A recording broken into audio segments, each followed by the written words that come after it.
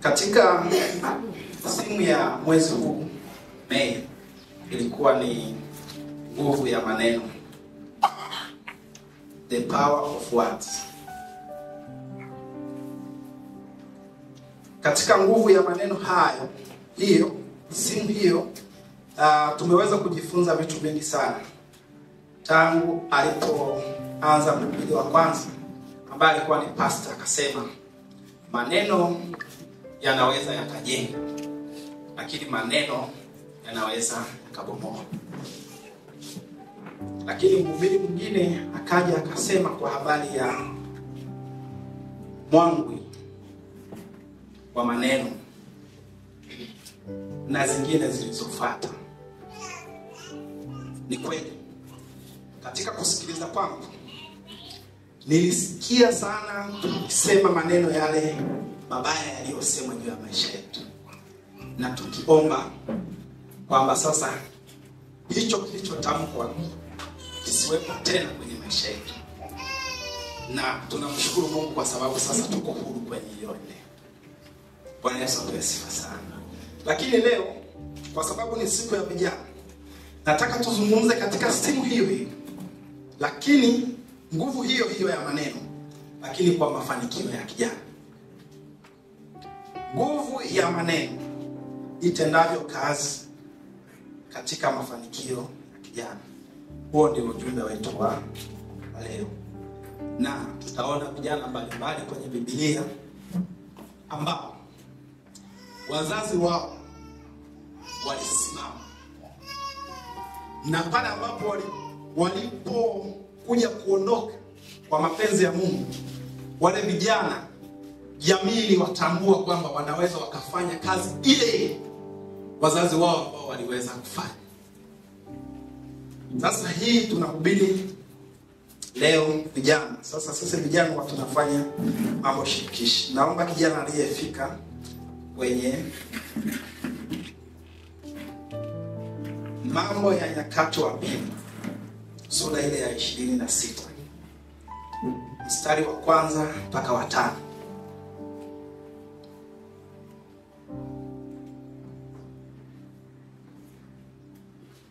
Biblia inasema kwenye Nyakati wa Pili sura ya 26 mpaka 5, na wale wote wa Yuda wakamtoa Uzia, naye alikuwa mwenye miaka 16, wakamfanya awe mfalme mahali pa Amazia babaye. Huyu akajenga Elathi, akaurudisha kwa Yuda. Baada ya kulala mfalme pamoja na babaze, Uzia alikuwa na umri wa miaka 16 alipoanza kutawala. Akatawala huko Yerusalemu miaka 52, na jina la mamaye aliitwa Yekolia wa Yerusalemu. 4. Akafanya yaliyo ya adili machoni pa Bwana, sawasawa na yote aliyoyafanya Amazia babaye. 5 na mwisho, akajitia nia amtafute Mungu katika siku za Zekaria, aliyekuwa na fahamu katika maono ya Mungu, na muda alipomtafuta Bwana Mungu alimfanikisha. Amen. Amen. Bwana yabariki maneno yake. Amen. Sasa katika nguvu ya maneno, jinsi inavyotenda kazi katika mafanikio ya kijana, tunataka kutazama kisa cha Uzia katika Biblia kwenye Mambo ya Nyakati, ambaye baada ya baba yake kufa, Yuda yote ikamtoa Uzia, ikamtangaza kuwa mfalme ili aweze kuwaongoza, na aliongoza miaka 52 kwa Yerusalemu. Leo nataka nizungumze na vijana, lakini pamoja na wazazi wetu, jinsi ilivyo vyema maneno yao yanavyokuja kwetu, ni namna gani yanatujenga. Lakini maneno yao pia hayo yakiwa katika upande wa hasi, ni jinsi gani yanatubomoa kama vijana. Katika Mambo ya Nyakati, Uzia alikuwa na miaka 16. Maana yake ni kwamba alikuwa ni kijana. Ni nani kijana hapa ana miaka 16? Hapa tu. Hebu nyosha. Usiogope. Nyosha. Miaka 16. Mzee huyo akawa rais miaka 16.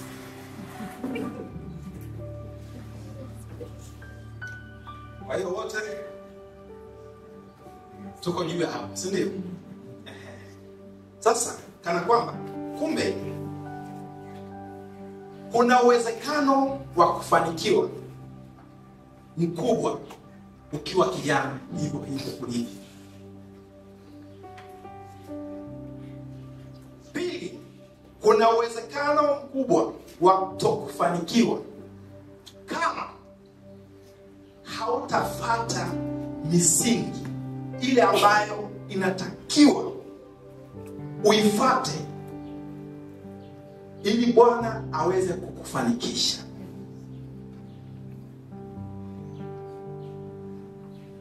Kwa wazazi wetu, Biblia hapa inamtaja mama yake Uzia, maana yake, lakini pia Biblia inasema kwamba alifanya kama alivyofanya babaye. Maana yake kama baba yake aliweza kuongoza, maana yake yule mtoto alifunza misingi ya baba yake, jinsi ambavyo aliweza kuongoza ufalme. Na baba yake na mama yake walikuwa wakimfundisha, wakimwelekeza njia ya kufanya.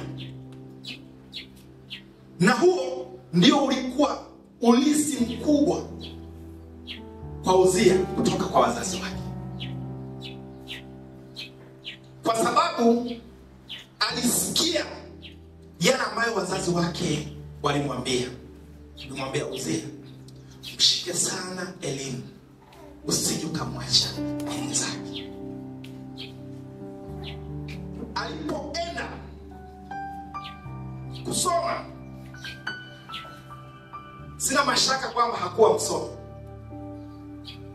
Ninafikiri kwa umri wake ule alikuwa tayari ameshapata level fulani ya elimu. Lakini mpaka Yuda imtoe, manake kuna watu waliona kitu ndani ya kijana huyu. Ni wangapi wanakiri katika maisha yako kwamba unaye Mwokozi Yesu na unatembea naye? Lakini huyu Yuda yote, baada ya mfalme kufa, akasema ni nani basi atakayeweza kusimama? Ni Uzia ndiye waliyeweza kumtoa. Pamoja na kukataa na kuona mazingira yale ambayo wewe unasema labda mimi nina miaka 20 tu, pamoja na mazingira yote, lakini kitu kizuri nilichopenda kwa Uzia ni nia yake ya ndani aliyoitaka kwa Bwana, si kwa sababu ya umaarufu wa baba yake. Hebu soma mstari wa 5. Akajitia nia amtafute Mungu katika siku za Zekaria, aliyekuwa na fahamu katika maono ya Mungu. Na alipomtafuta Bwana, Mungu alimfanikisha.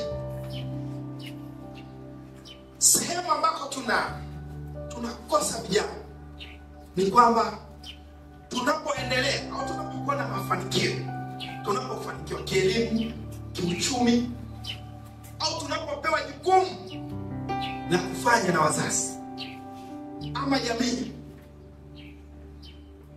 Uzia hakuanza na knowledge aliyonayo. Alitaka maarifa ya Bwana kutoka kwa mtumishi wa Mungu Zekaria, ili amuongoze katika kuingia na kutoka kwake. kuwafai watu wa Yerusalemu akiwa na umri huo wa vijana. Sasa sisi vijana wa DPC, Bwana anatuonyesha kijana wa kiwango cha chini cha umri wetu tuliopo chumbani. Aliweza kuiongoza Israeli, tena akaongoza kwa miaka 52. Kwa nini aliweza kwa umri huu? Sina mashaka kwamba kwa sababu alianza na Bwana. Kwa sababu walimwambia wazazi wake kwamba nenda fanya hiki na alifanya. Walimwambia nenda chuoni ukasome. Hakwenda kutafuta girlfriend. Alijua ya kwamba Bwana ameniandaa kwenda kufanya nini baada ya hapo.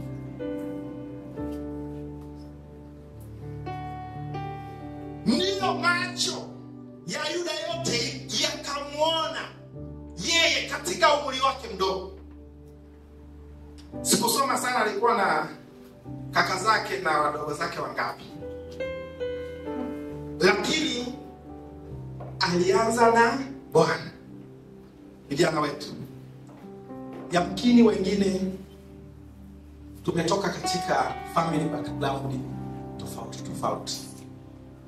Wengine hatukusikia maneno mazuri kutoka kwa wazazi wetu.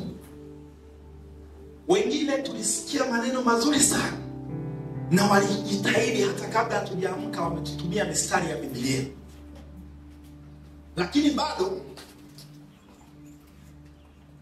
hatukutia nia kumtafuta Bwana, kutafuta maarifa ya Mungu kupitia kwa watumishi wake. Sasa leo usijute kwa hali ulionayo. Bwana asema tengeneza njia yako sasa. Rudi katika misingi ya wazazi wako waliokuthia. Jamani, Bwana Yesu apewe sifa sana. Haleluya. Maneno kweli yanajenga sana. Lakini hata yale yanayobomoa, kama nia ulionayo ya kumtafuta Bwana Roho wake Mtakatifu atakupa jawabu ambalo hata yule aliyekuwa na kukatisha tamaa hata endelee. Lakini Roho Mtakatifu kwenye maisha yetu anatupa nguvu ya kushinda. Na anapotupa nguvu ya kushinda, maana yake sasa tunaweza kuyasogelea mafanikio na tunaweza kumiliki pamoja na Bwana, kwa sababu tunaye Roho wa Bwana anayesimama pamoja na sisi.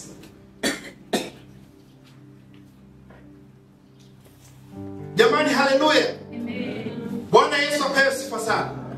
Kwa hiyo kijana,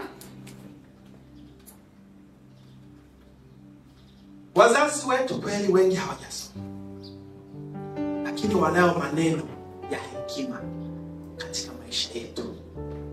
Aidha kwa experience ya maisha waliopitia.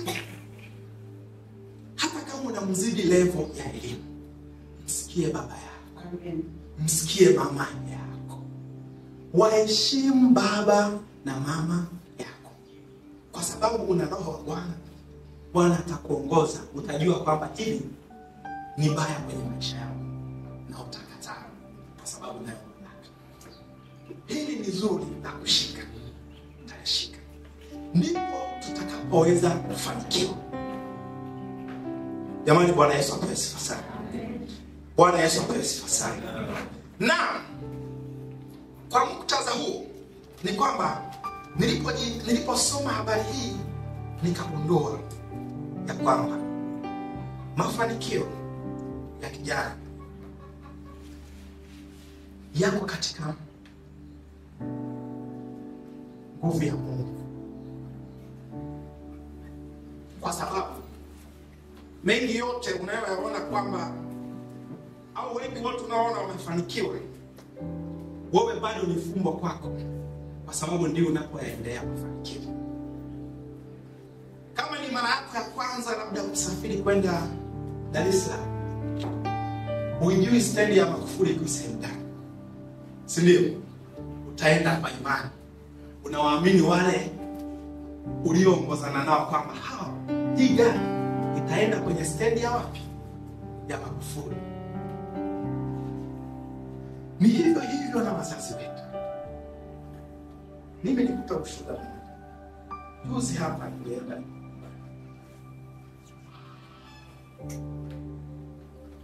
Kuna mambo yangu ya kibiashara ya kuna ndugu yangu ambaye amefanya kinyume na sheria.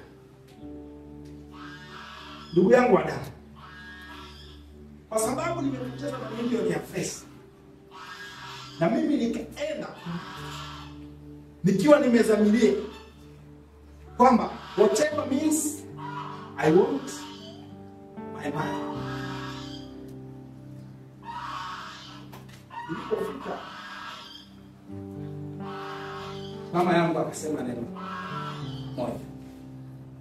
Akasema maamuzi yoyote unayoweza kuyachukua kwa sababu kweli lakini nakufaidia wewe mwachi afanye bila anavyoona inafanya. Kama unamwamini Mungu. Sasa mama yangu hajapata neema, lakini akasema kama unamwamini Mungu atakupa zaidi ya hicho.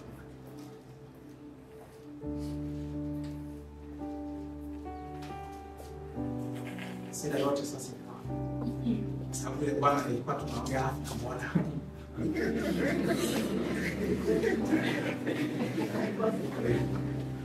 Sasa ndio ikaja lile neno mwisho kwa kesha.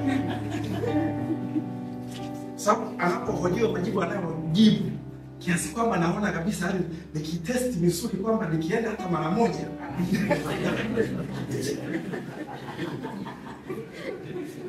labda atatia adabu ataanza. Hekima ya wazazi haikuweza kunifikisha hapo. Na ninamwamini Bwana kama alivyoweza kusema na mama yangu.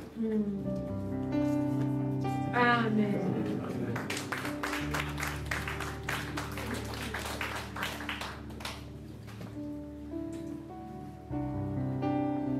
Pia mafanikio ya kijana hayatekwi kwa neema, yanatekwa kwa nguvu.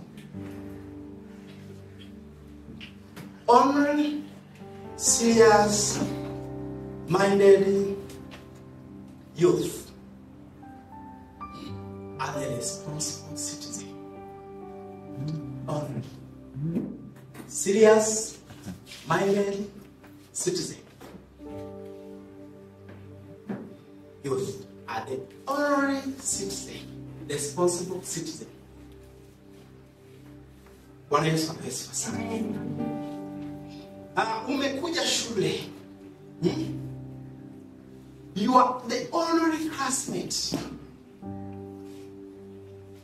Now, because you are at school. After school, everyone restarts fighting and finding their own class and honoring self-discipline. Honoring self-discipline for a given practice.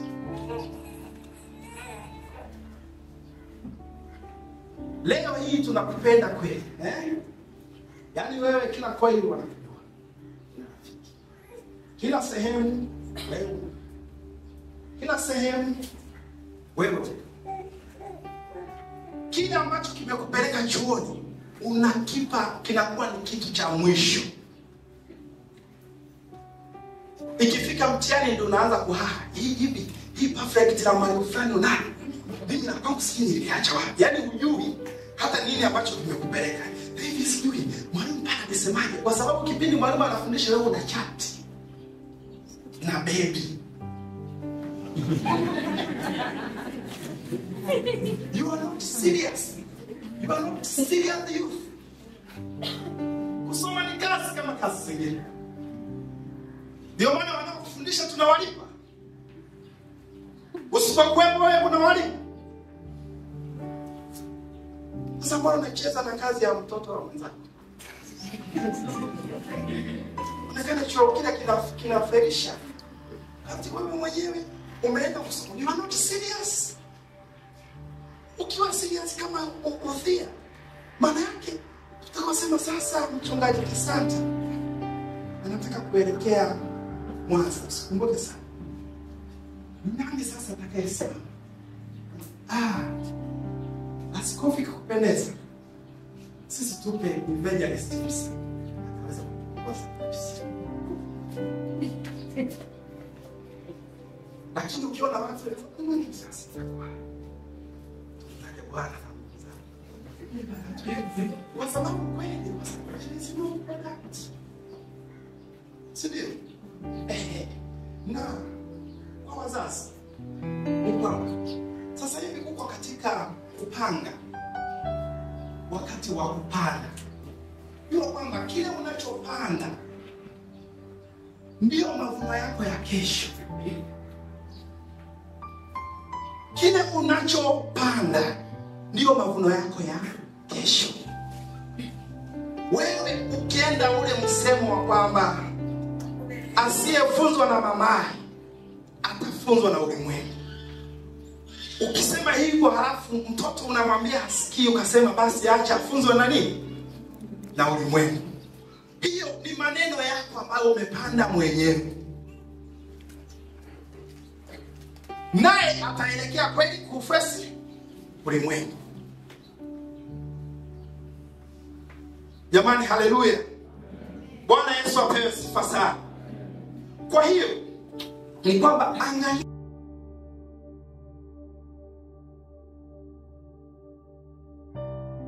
lakini hata kama imemea vizuri, jua kwamba kuna wakati ambapo mvua haipo, unayo jenereta ya kumwagilia ili rutuba ile na mbolea zile ziendelee na mmea uendelee kukua.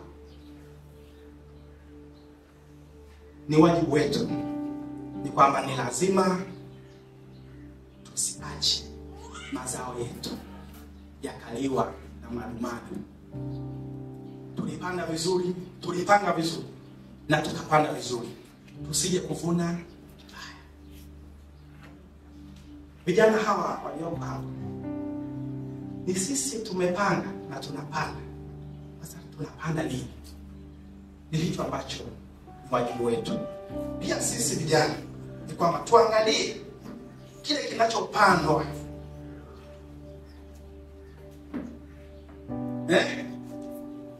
Hata kipindi cha Yesu wamepanda ngano, walipotoka yakaja akapandwa magugu. Wakasema sasa tukayang'oa. Yesu akawaambia viacheni vikue. Kwa maana hapa wazee wa kanisa watatuvumilia. Kwa sababu wanatuacha vyote vifanye vikue, halafu baadaye itajulikana hii ngano na hii gugu. Kijana usitamani kuwa gugu katikati ya ngano. Bwana Yesu apewe sifa sana. Amen. Natazamia vijana wangu wenzangu tulivyoanza, kwanza tuendelee kuongezeka kiidadi kama mkakati wetu, lakini pia tuendelee kutumika katika sehemu zote. Kwenye maombi nikikuta vijana wachache kuliko wazee, moyo unaniuma. Lakini kwenye praise, kwa nini hapa na vile tunaelekea kule? Safi sana. Kwa nini hapa tusianze? Ni kweli we are so busy enough kwamba we can do something on those 2 days, Saturday and Sunday. Maana nijaribu kuongea na mwalimu kidogo, akasema ni Jumamosi na Jumapili, na kuna siku zingine baadhi ambazo tunajituni na muda kuja kwa mazoezi ya msikiti. Let us serve God. Amen. Amen. Lakini kingine ni kwamba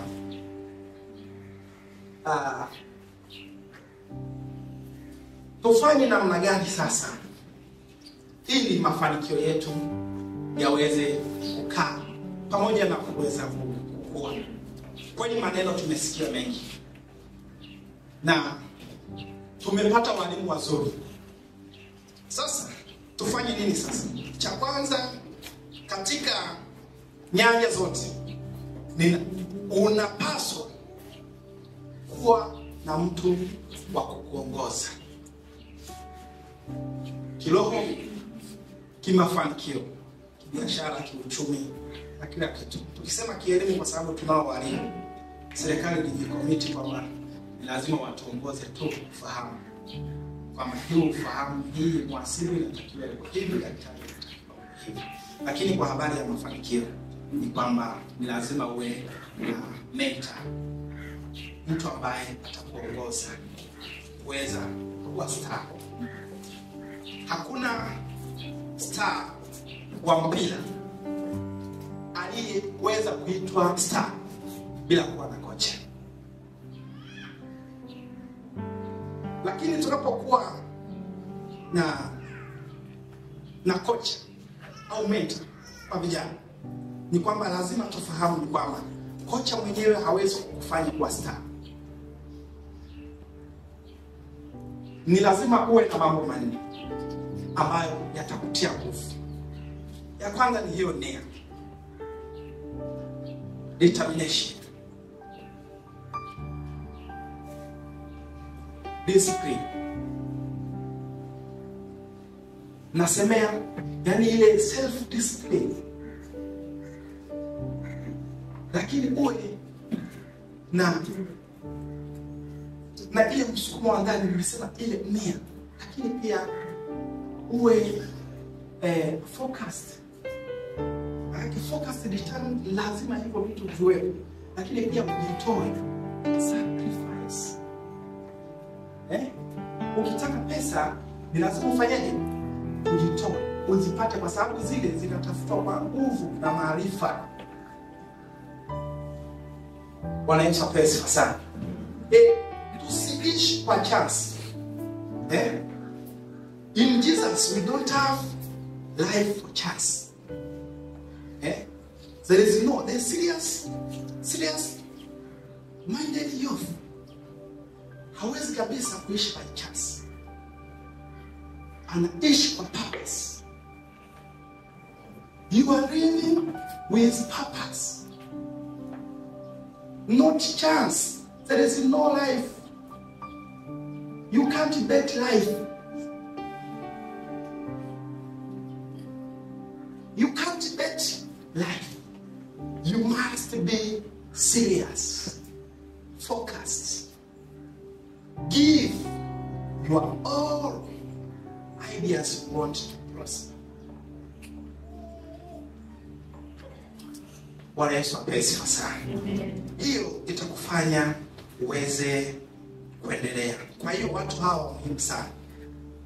Ujitume, ujitoe. Mimi nakumbuka juzi hapa nimeamka saa 10 au usiku, tukaingia mbugani huko tunatafuta mali.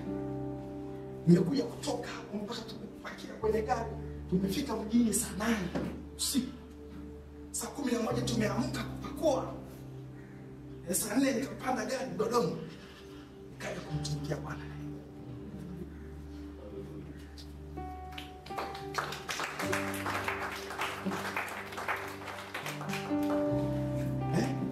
Wewe kijana,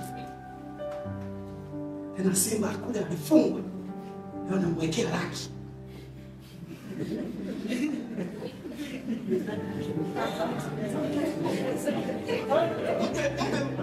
Pasu goli moja.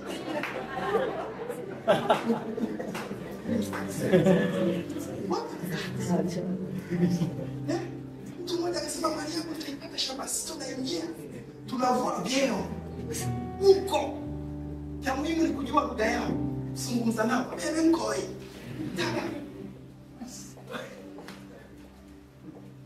sana nne shusha mzigo, kacha mali imetulia, nikisema ngoja nikamtumikie Bwana. Kidogo nilikuta mambo yako safi. Niona sasa nilivyopendeza.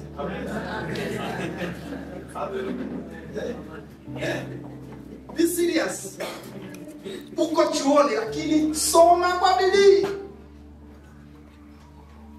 Wakisema Bwana CNG tumeupungua watu 5. Kuna vijana walipita field hapa wakisema yule sio mchongo. Kuna kitu ulikuwa serious pale. Ulikuwa unafanya mambo. Wizara ya afya sema si. Kuna watumishi wengi tu wako sasa ni watafuta. Yaani akiangaza kanisani sasa haoni serious person. Anaweza kudeliver. Mtumwa anafanya kazi kwa kulazimishwa. Unajua hiyo? Lakini asiye mtumwa anafanya kazi kwa malengo. Bwana Yesu Kristo sana. Kama una umri zaidi ya ufia, usiwasumbue wazazi. Wake up. Akili yako ifanye kazi. Mama.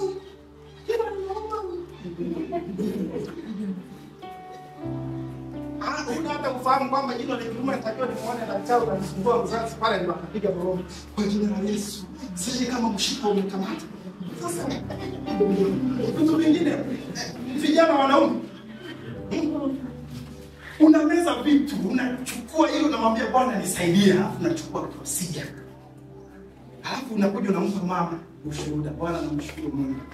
Ilikuwa 1 2 3 na kafanya hivi nisaidie. Anasema kweli mwanangu? Nataka kumuuliza hata hospitali ya kwenda wakati yeye yuko mbinguni. Wakati hapo unajua kuna Benjamin, kuna nani, yani kila kitu dependent.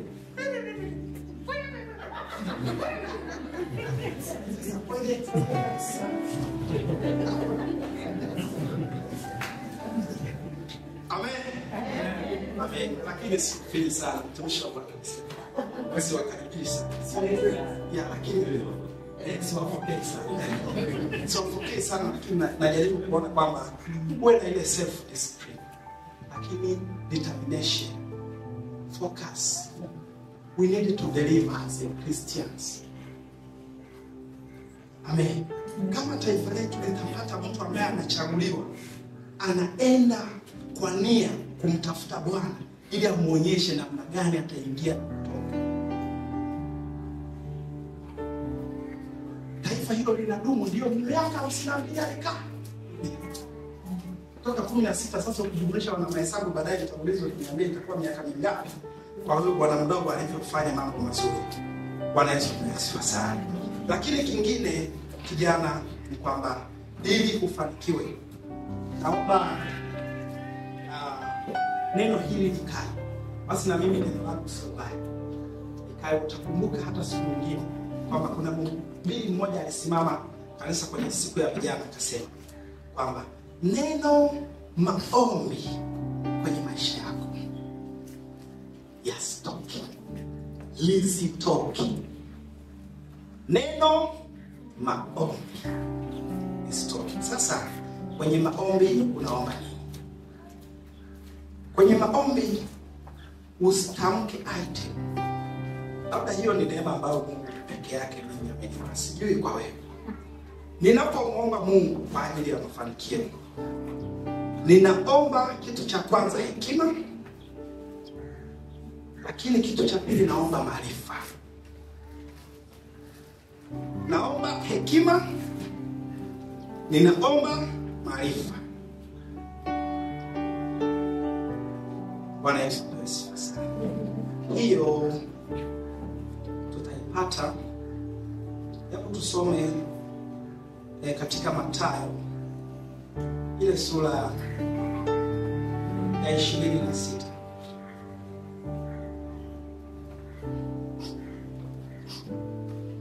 Mstari wa 36 mpaka 46.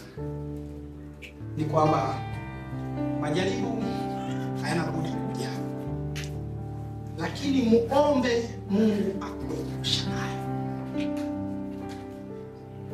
Sio kwamba ukiokoka yameisha, lakini ni kwamba ukishaokoka ndio yanaongezeka zaidi. Kwa hiyo muombe Bwana akuepushe na majaribu. Tukichukua historia ya Yesu alipojaribiwa, kuna Kuna kipindi alikuwa na nguvu, akamshinda yule mwovu kwa neno. Lakini alipofika kwa safari ya kukamatwa msalabani, mwili ulikuwa hautaki, lakini roho ilikuwa inataka. Ndio maana alienda kuomba. Akaenda mara ya kwanza, alipochukua wanafunzi wake akaenda kuomba, akamwambia simama, kaeni hapa na mimi niende kumwomba, tuombe. Lakini alipoomba, aliporudi akakuta wale bwana wamefanyaje? Wamelala. Akasema, jamani, hamkuweza kukesha na mimi hata saa?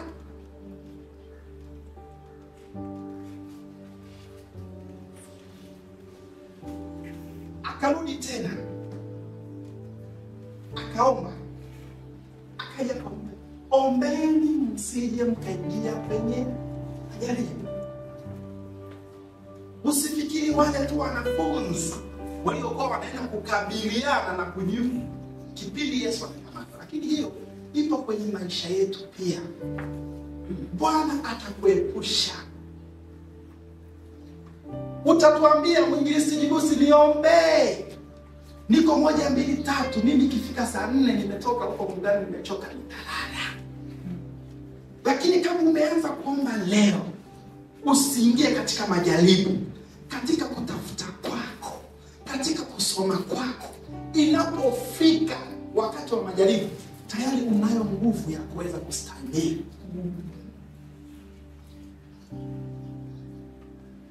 Tayari utakuwa na nini? Na hiyo nguvu. Jamani, Bwana Yesu asifiwe vijana. Amen. Kama unaweza kukesha kwenye Instagram, hawa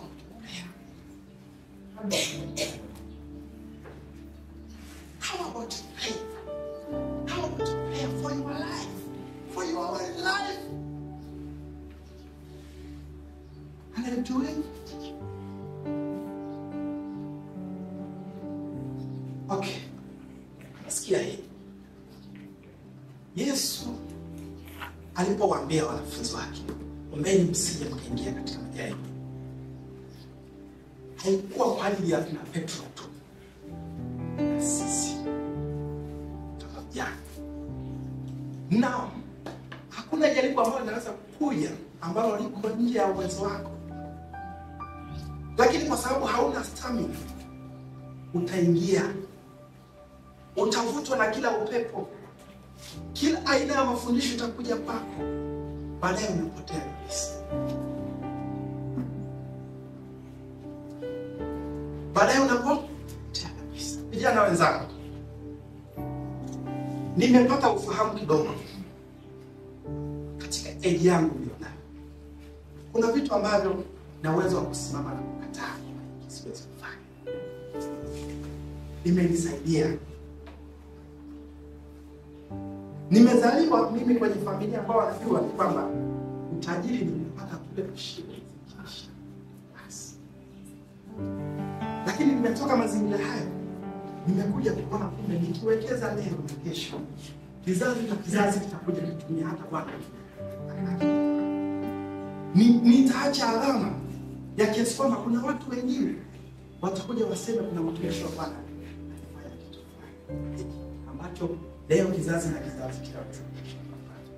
Sasa sikupata fundisho la uchumi. Tulikuwa tunajua kulima, hata kula, kushiba.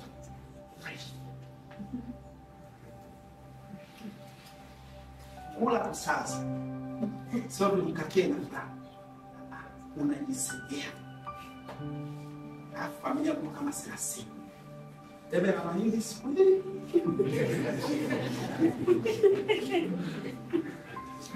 Lakini I came to learn kwamba nahitaji sasa hata vijana wale wadogo zangu wanaonifuata wajifunze tena maarifa mapya ya kwamba hata katika mazingira ya ugumu unaweza kufanya jambo, kwa sababu aliyoko ndani yako ana nguvu zaidi kuliko aliyoko.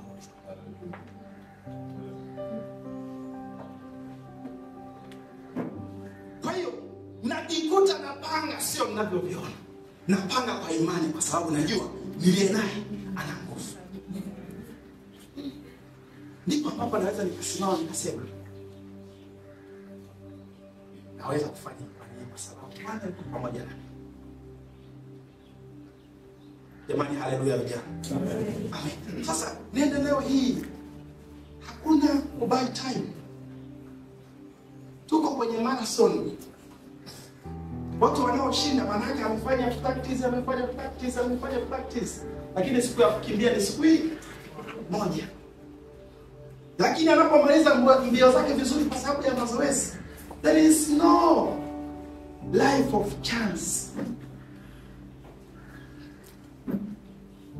Lakini product yoyote haiwezi kuja kwenye market bila kuwa na manufacture.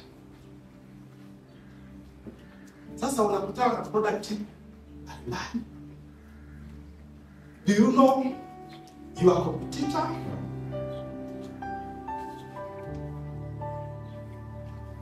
Sisi wala hatukompete, lakini tunaye. Tunapoenda kuhubiri,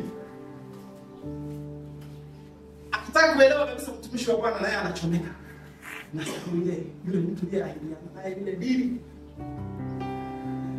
Anagoma sasa leo sio kwa kwanza moja nikamaliza. Sasa wewe kijana wa hapa kwanza leo usiende kumalizia. Simama, jitambue, fanya ili uweze kufanikiwa. Amen. Bwana Yesu apewe sifa sana. Kumbe na muda kushawishi. Bwana asifiwe sana. Amen. Kwa hiyo katika kuomba lazima tuombe maarifa pamoja na hekima. Hiyo hekima ndiyo itakao kusaidia kuweza kusimama na watu, kupata watu wa kufanya kazi nao. Lakini pili, tunaposema kujitambua, don't be available for everyone, but be valuable.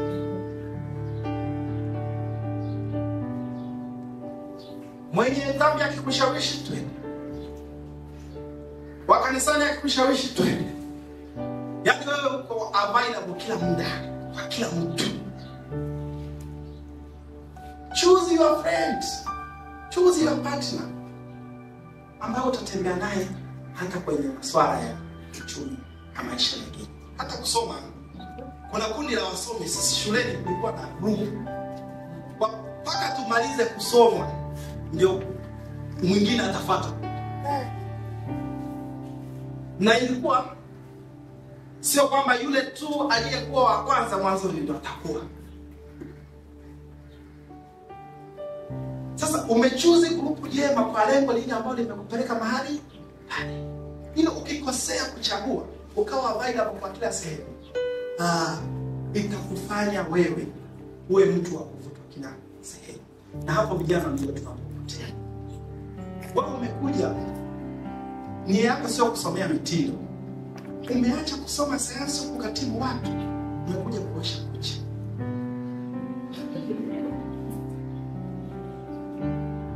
Hiyo muda haukuwa sio wa kujifunza mitindo. Ulikuwa ni wa kukaa darasani kujifunza ili uitwe a doctor.